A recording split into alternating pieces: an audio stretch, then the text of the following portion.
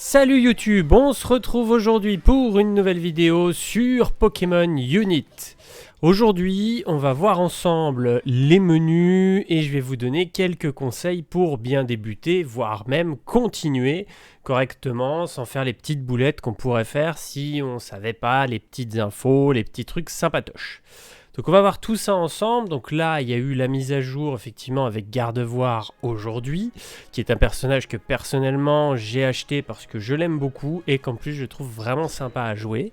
On va regarder ensemble donc aujourd'hui les menus, parce que j'ai constaté que certaines personnes ne comprenaient pas tout ce qu'on pouvait faire. Donc on va regarder tout ça ensemble. Alors, première chose, dans les menus, on a le menu donc avec X. Sur le côté, où ce menu, en fait, vous allez retrouver pas mal de choses. Vous allez retrouver le terrain d'entraînement, vous allez retrouver vos vêtements. Donc, les vêtements, parce que le terrain d'entraînement, je ne vais pas vous le lancer pour vous montrer. On va regarder, alors vite fait, hein, je vais vous ouvrir, que vous voyez. Si je fais practice, voilà, vous avez la practice area. Donc là, vous pouvez choisir votre Pokémon, le Pokémon contre lequel vous allez combattre, et vous pouvez essayer tous les Pokémon du jeu. Le tutoriel, donc là que je vous conseille de tous les faire parce qu'il y a des quêtes à faire, donc des quêtes, moi j'appelle ça des quêtes, le gars qui sort des MMO quoi. Donc c'est pas vraiment des quêtes, c'est plutôt des petites missions à faire pour gagner des trucs. Donc faut vraiment finir effectivement, moi je conseille finir l'entraînement, ça vous permet quand même de découvrir les bases du jeu et c'est quand même assez important effectivement de connaître les bases du jeu. On a ensuite les fringues. Donc dans les fringues, vous allez retrouver au début les tenues complètes, voilà, que vous avez. Et ensuite, vous allez avoir trié effectivement par vêtements, donc les bas, les chaussettes, les chaussures, les sacs à dos, les gants, les montres, etc. Donc ça, vous allez récupérer tout ça au fur et à mesure et pas mal de trucs qui se débloquent, que ça soit dans le pass ou que ça soit avec différentes petites missions. Vous allez débloquer des vêtements. Donc voilà pour le menu vêtements. On a ensuite le menu Battle Prep qui est clairement le menu le plus important, en tout cas celui que vous allez pas mal utiliser.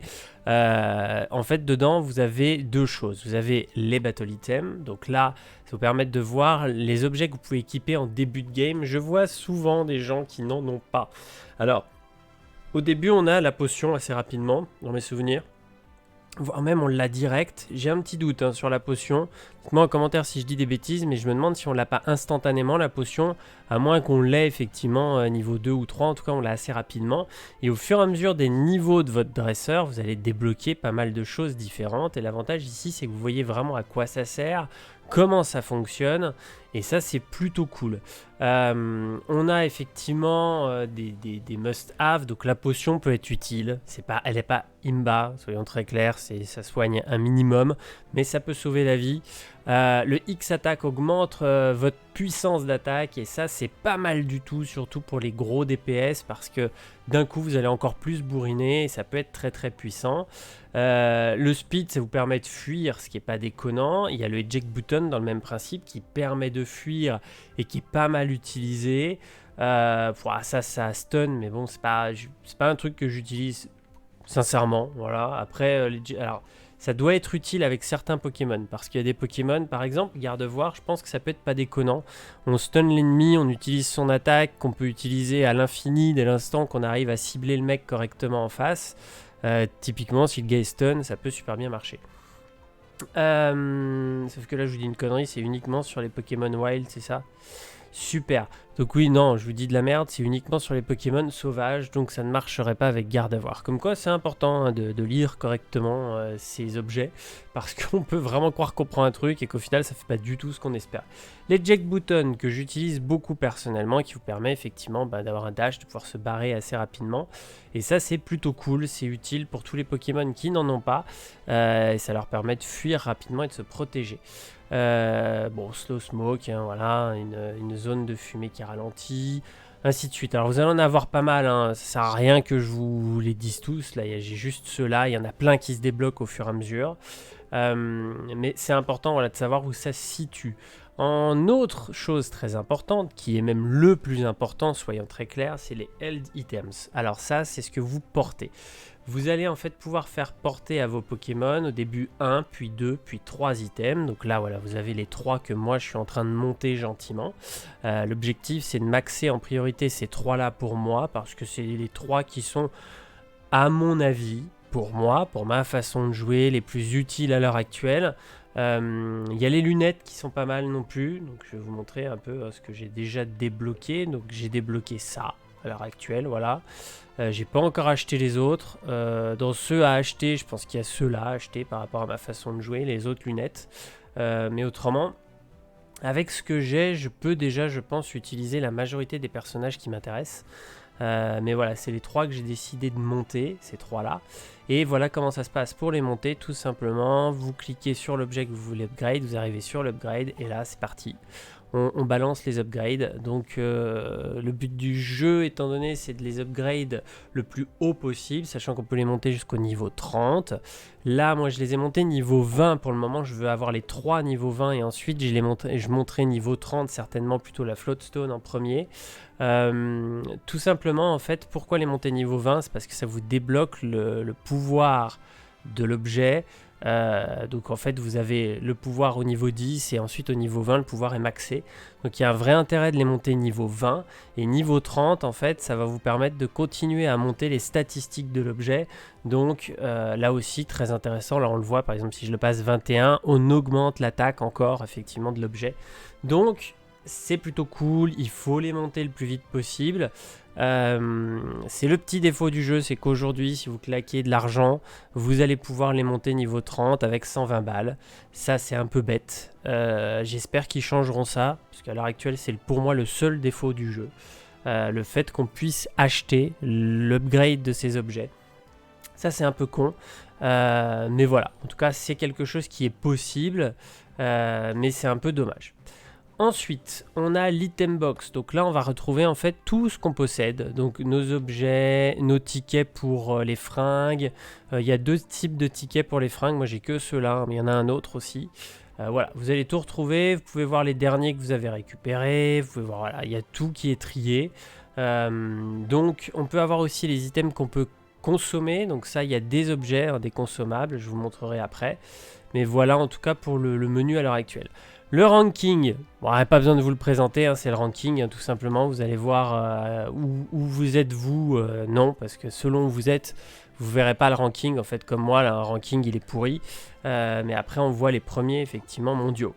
Ensuite, on a les amis et on a mail. Donc, pour ceux qui ne l'ont pas encore fait, c'est là que vous allez récupérer votre Zeraora en cadeau. Donc, très, très important, effectivement, d'aller dans les mails.